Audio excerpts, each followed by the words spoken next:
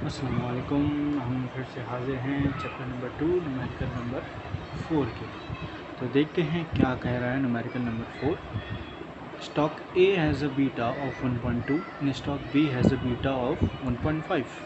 कह रहे हैं स्टॉक ए के पास 1.2 का बीटा है, स्टॉक बी के पास 1.5 का बीटा है, और जो आपके पास जो टोटल अमाउंट है जो भी है उसका 40% आप स्टॉक ए में इन्वेस्ट किया है और बाकी जितना भी है वो सब आपने स्टॉक बी में, यानी अगर 40% हुआ तो बाकी क्या हो गया 60%। 100 में से 40% हमने स्टॉक ए में कर दिया और स्टॉक बी में 60% कर दिया। तो अब इसको किस तरह मायने कर मतलब डिनोट करके इसको वेटेज डब्ल्यू से डिनोट करेंगे। ओके, स्टॉक ए का वेटेज 40%, स्टॉक बी का वेटेज 60%। और सवाल में कह रहा है, पार्ट ए में कह रहा है कि what is the beta of portfolio. अब बीटा ऑफ पोर्टफोलियो का क्या मतलब है? इसका मतलब ये है कि आपने दो अलग अलग क्या कहते हैं, दो अलग अलग स्टॉक थे, उनमें आपने इन्वेस्ट किया था, तो हमें इन दोनों का मिलाकर एक बीटा निकालना है। ठीक है, तो वो बीटा ऑफ पोर्टफोलियो कहलाता है। पूरे आपने अगर 2 किए होते, 3 किए, 3 स्टॉक में इन्वेस्ट किया तो उन सब का एक बीटा बनाना वो कहलाता है बीटा ऑफ पोर्टफोलियो। तो पार्ट ए में ये कहा है और पार्ट बी में कंडीशन दी हैं। कहा है कि अगर बीटा ऑफ पोर्टफोलियो आप निकाल लें ए में, और फिर बोला गया कि मार्केट रिटर्न जो होता है हमारा वो 16% होता, रिस्क फ्री रेट 10% होता, तो फिर पूरे बीटा यानी पूरे पोर्टफोलियो का expected return on the stock क्या होता है। तो चलिए स्टार्ट करते हैं और समझते हैं कि कैसे सॉल्व करेंगे। तो सबसे पहले तो हम यहाँ पे लिख लेते हैं न्यूमेरिकल नंबर कौन सा है 4, और डेटा बना देते हैं।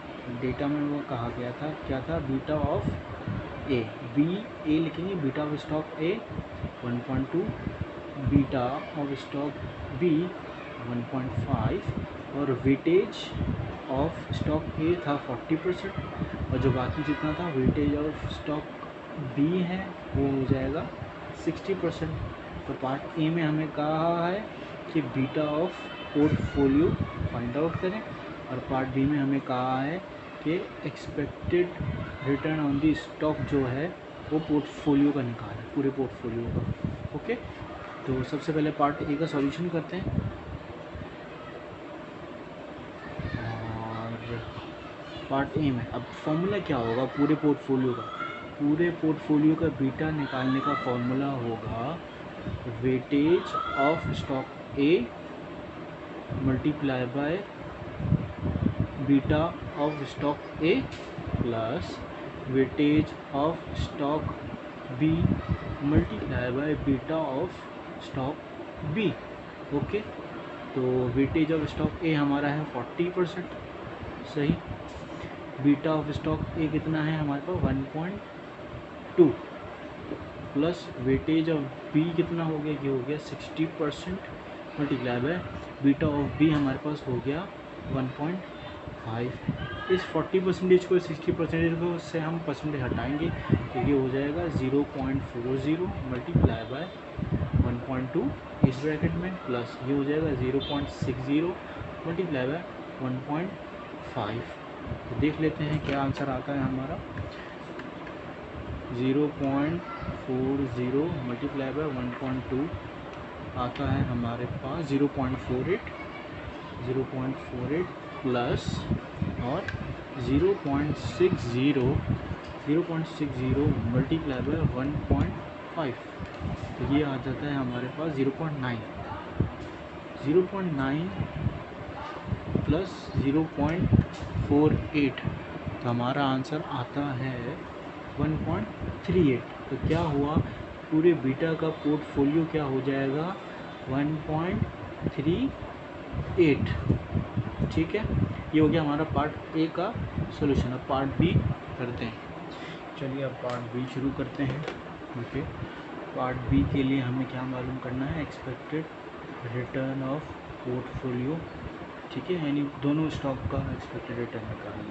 तो उसके लिए कुछ कंडीशन दी थी, जो क्या था कि हमें पार्ट बी में क्या कहते हैं, जो return expected return on the market जो होगा वो अगर आपको दिया जाता है 16%, और जो हमारा रिस्क फ्री रेट होगा वो हमारा होगा 10%।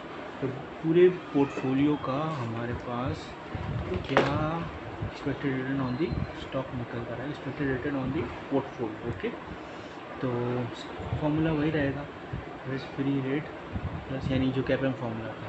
अच्छा, अब यहाँ बीटा जो लगेगा वो बीटा ऑफ पोर्टफोलियो इस्तेमाल होगा यहाँ पे, जो हमने अभी पार्ट ए में डिटरमाइन किया था। और expected return on the market यहाँ पर आ जाएगा माइनस रिस्क फ्री रेट।